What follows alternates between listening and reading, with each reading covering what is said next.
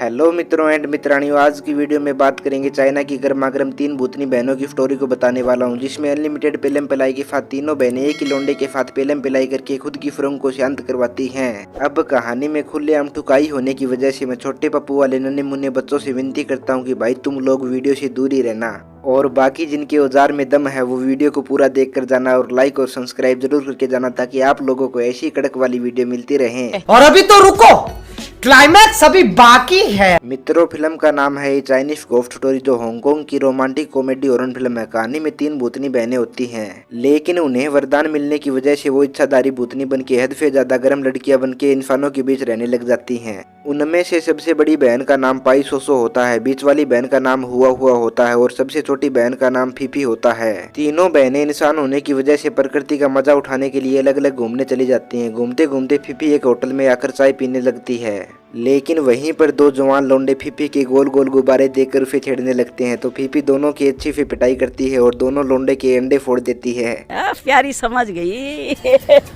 मित्रों, इसके बाद दोनों लौंडे अपने दोस्तों को ये बात बताते हैं और फीफी के बारे में बताते हैं कि वो कुछ ज्यादा ही गर्म है। फिर वो सभी फीफी की तरफ जाने लगते हैं, लेकिन उन्हें बीच रास्ते में हुआ हुआ दिखती है और उसके बड़े बड़े गुब्बारे देखकर 2 लौंडे बोलते हैं कि वो ये लड़की नहीं है। ऐसा बोलने के बाद भी 2 जवान लौंडे हुआ हुआ से बातें करते हैं, तो हुआ हुआ उन्हें वो मेरी बहन है ऐसा बोल के उन्हें ठुकाई की खुली लाइन देती है, जिसे सुनकर 5 लौंडे पेलम पिलाई करने के लिए लाइन में लगते हैं। तो हुआ हुआ तुम सब के लिए भी जुगाड़ है ऐसा बोलकर अपनी दोस्तों को बुलाती है, जिन्हें देखकर सभी लौंडे खुशी से पेलम पिलाई करने के लिए एक एक लड़की को जंगल में ले जाके ठोकने लगते हैं। ठुकाई होते होते सभी लड़कियां भूतनी बनने लगती हैं, जिसे देखकर सभी जवान लौंडों की नीचे वाली फट जाती है और सभी वहां से भाग जाते हैं। तभी वहां फीफी भी आ जाती है और बहुत मजा आया ऐसा बोलकर हंसने लग जाती है। साथ में इस कांड के बारे में बड़ी दीदी यानी कि सोसो को पता नहीं चलना चाहिए ऐसा बोलकर दोनों बहनें अपने गुब्बारों को हिलाते हिलाते घर चली जाती हैं और सोसो का इंतजार करने लग जाती हैं। और वहीं मित्रों, सोसो जंगल में घूमते घूमते कामदेव के मंदिर में आती है। वहाँ पे कुंवारी लड़कियों की मन्नत पूरी होती है।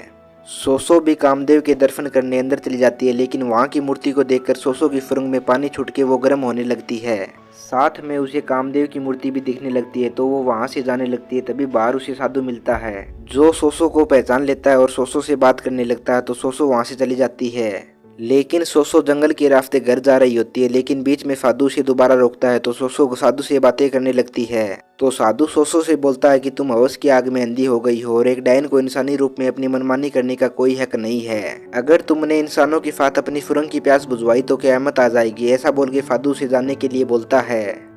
बात तो सही है। और साधु को सोसो की असलियत पता चल गई ऐसा समझ के सोसो डरने लगती है, लेकिन वो साधु पर हमला करती है। साधु बोलता है कि अभी भी वक्त है, संभल जाओ, अगर मेरी जरूरत पड़े तो याद कर लेना ऐसा बोल के साधु वहाँ से चला जाता है। उसके बाद सोसो घर आके तीनों बहनें बातें करने लगती है। तभी उनकी पड़ोसन मिसिस वोंग फीफी दरवाजा खोल के अंदर आ जाती हैं और तीनों बहनों के गोल गोल गुब्बारे देखकर अपने घर जाती है और मिस्टर वोंग को तीनों बहनों के बारे में बताती है। वो जवान होने की वजह से वोंग को उनकी साइड जाने से मना करती है। 4 बार बोल रहे हैं, पढ़ने निकले वाले छात्रों को राजनीति से दूर रहना चाहिए। लेकिन फिर भी वोंग का पप्पू खड़ा हो जाता है और वो बहाने बना के तीनों बहनों को पेलना चाहता है और तीनों बहनों की तरफ जाने लगता है, जिससे मिसिस वोंग मिस्टर वोंग पर भड़कती हैं। तो वोंग अपनी पत्नी के पैरों में गिरकर उसकी सुरंग में सर फटक कर माफी मांगने लगता है। तभी मिसिज वोंग की सुरंग में खाज होने लगती है और वो मिस्टर वोंग को खुद की सुरंग शांत करने के लिए अंदर ले जाती है। मिस्टर वोंग अपनी बीवी को ठोकने लगता है, लेकिन उसके पप्पू का पानी जल्दी गिर जाता है, जिससे मिसेज वोंग की प्यास नहीं बुझती और वो गुस्सा हो जाती है। ये हमारी कार है और ये हमारी पार्टी हो रही है। वहीं मित्रों, शाम को तीनों बहनें पूजा करने लगती है। तभी हुआ हुआ और फीफी एक लड़के के साथ ठुकाई करने के बारे में सोचकर गर्म होने लगती हैं। वैसे ही थोड़ी देर में मूर्ति नीचे गिर जाती है और फीफी मूर्ति के बारे में मजाक करने लगती है, तो सोसो दोनों बहनों पर गुस्सा होती है। इसके बाद तीनों बहनें सोने जाती है। बहुत रात होती है, लेकिन हुआ हुआ की सुरंग में कुछ ज्यादा ही खुजली होने की वजह से उसे नींद नहीं आती है और हुआ हुआ को नींद न आने की वजह से वो बाहर निकलती है और एक तालाब में खुलेआम नहाने लगती है और खुद की सुरंग में अंगुली डालती है। इसके बाद दूसरी बहन फीफी भी वहां पर आ जाती है और दोनों बहनें अपने बड़े बड़े गुब्बारों को दबाने लग जाती हैं। मैं नहीं मानता। दोनों बहनें मजे से नहाते नहाते जोरदार चुम्मा चाटी करके एक दूसरे की सुरंग से पानी निकालती हैं उनकी आवाज़ों से सोसो को भी नींद नहीं आती है और वो भी दोनों बहनों के पास चली जाती है। फिर तीनों बहनें अपने अपने गुब्बारे दबाती हैं और अपनी अपनी फुरंग से पानी निकालती हैं। और मित्रों, कहानी में ट्विस्ट तो अब आता है क्योंकि तीनों बहनों को एक जवान लौंडा यानी कि विंग मिल जाता है और तीनों बहनों की टांगे उठा उठा कर प्यास बुझाता है। ऐसे में बड़ा सख्त लौंडा हूं, लेकिन यार यहाँ में इसके बाद कहानी में क्या होता है ये जानने के लिए आपको ये चाइनीज घोस्ट स्टोरी फिल्म देखनी पड़ेगी मेरा भाई।